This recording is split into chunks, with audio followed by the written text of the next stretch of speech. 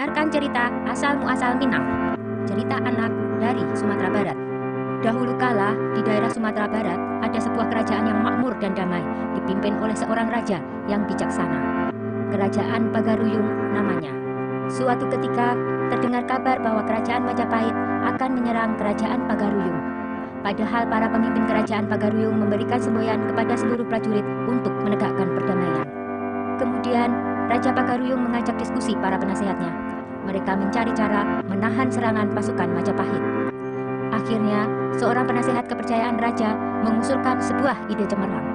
Paduka Raja, sebaiknya kita ajak pasukan Majapahit untuk berunding demi menghindari pertumpahan darah.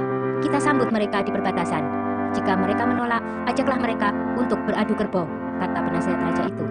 Setelah itu, sang raja bersama penggawanya menyiapkan segala sesuatunya. Sang raja menyuruh putrinya untuk mencari beberapa dayang yang paling cantik. Lalu mereka diajari tata krama dan memakai pakaian yang indah. Ketika pasukan kerajaan Majapahit tiba di perbatasan, mereka disambut oleh dayang-dayang istana dengan ramah. Melihat perlakuan serta hidangan dan hiburan yang diberikan, pasukan Majapahit menjadi heran dan menjadi luluh. Datuk Tantejo Garhano segera mengajak pemimpin pasukan Majapahit ke istana untuk menemui sang raja. "Selamat datang, Tuan," sambut raja dengan ramah. "Ada apa gerangan Tuan kemari?" lanjut beliau.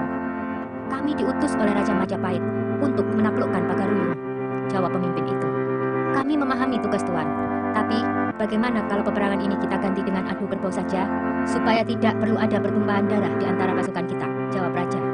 Pimpinan pasukan Majapahit terdiam. Setelah berpikir sejenak, akhirnya ia pun menyetujui usulan raja. "Baiklah Paduka Raja, kami menerima tawaran itu," jawab si pemimpin.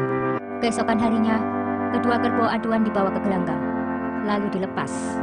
Kerbau Majapahit terlihat beringas dan liar, sedangkan kerbau Pagaruyung ternyata hanyalah seekor anak kerbau. Anak kerbau Pagaruyung segera memburu kerbau Majapahit karena mengira itu induknya. Perut kerbau Majapahit pun terluka, terkena tusukan besi runcing yang terpasang di mulut anak kerbau Pagaruyung. Setelah beberapa kali tusukan, kerbau Majapahit pun roboh terkapar di tanah. Berita kemenangan kerajaan Pagaruyung mengalahkan Majapahit menggunakan kerbau terdengar ke seluruh pelosok desa. Kata Minangkabau berarti menang kerbau. Atap rumah-rumah di Minangkabau menyerupai bentuk tanduk kerbau. Sudah dulu ya cerita asal-muasal Minangnya. Jumpa lagi di cerita lainnya ya.